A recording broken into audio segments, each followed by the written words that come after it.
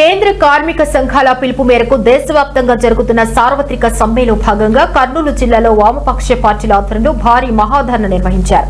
ఈ సమ్మెకు అన్ని వర్గాల కార్మిక సంఘాలు పూర్తి స్థాయిలో మద్దతు ప్రకటించాయి. దీంతో కర్నూలు జిల్లాలో సమ్మె విజయవంతంగా కొనసాగింది.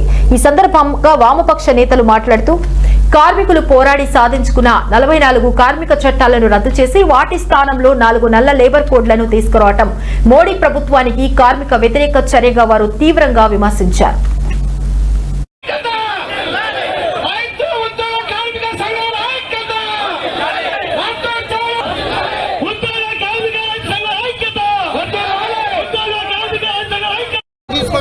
భావిస్తున్నాం.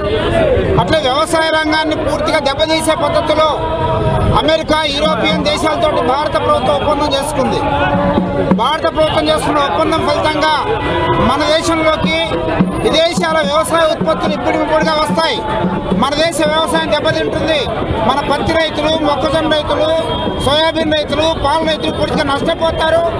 అట్లే ఇటీవల కేంద్ర ప్రభుత్వం ఉపాధి హామీ చట్టాన్ని పూర్తిగా నిర్వీర్యం చేస్తూ మహాత్మా గాంధీ పేరు మార్చి చట్టంలో సారాంశాన్ని తీసేసి పేదలకు వ్యతిరేకమైన పద్ధతిలో చట్టాన్ని తీసుకొచ్చింది. ఈ 3 ప్రధానమైన డిమాండ్ల పైన దేశవ్యాప్తంగా అన్ని కార్మిక సంఘాలు, రైతు సంఘాలు, వ్యవసాయ కార్మిక సంఘాలు పిలిపించాయి.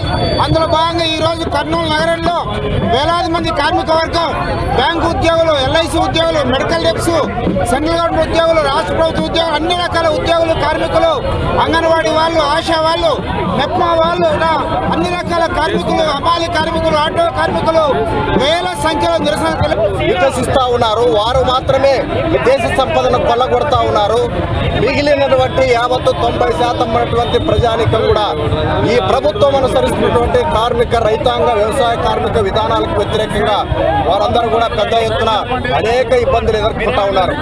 అసంఘటిత రంగంలో ఉన్నటువంటి అంగన్వాడీ, ఆశా, మధ్యాహ్న భోజనం, ఆశా వర్కర్స్ వీళ్ళందరూ కూడా చాలని జీతాలతో కట్టుబానిసల మాదిరిగా ఈ దేశంలో సేవలు అందిస్తూ ఉన్నారు. అందుకే ఈరోజు దేశవ్యాప్తంగా ఈ సమ్మె సైరన్ మోగింది. ఈ యొక్క సమ్మె సైరన్ ద్వారా కేంద్ర ప్రభుత్వం నరేంద్ర మోడీ అనుసరిస్తున్నటువంటి విధానాలకు వ్యతిరేకంగా ఇప్పటికే దేశవ్యాప్తంగా పెద్ద ఎత్తున మరి ఈ యొక్క ప్రభుత్వంతో మరి ఇబ్బందులు పడుతున్నటువంటి వారందరూ కూడా వీధుల్లోకి వచ్చారు. మీకు సమ్మె హెచ్చరిక చేశారు.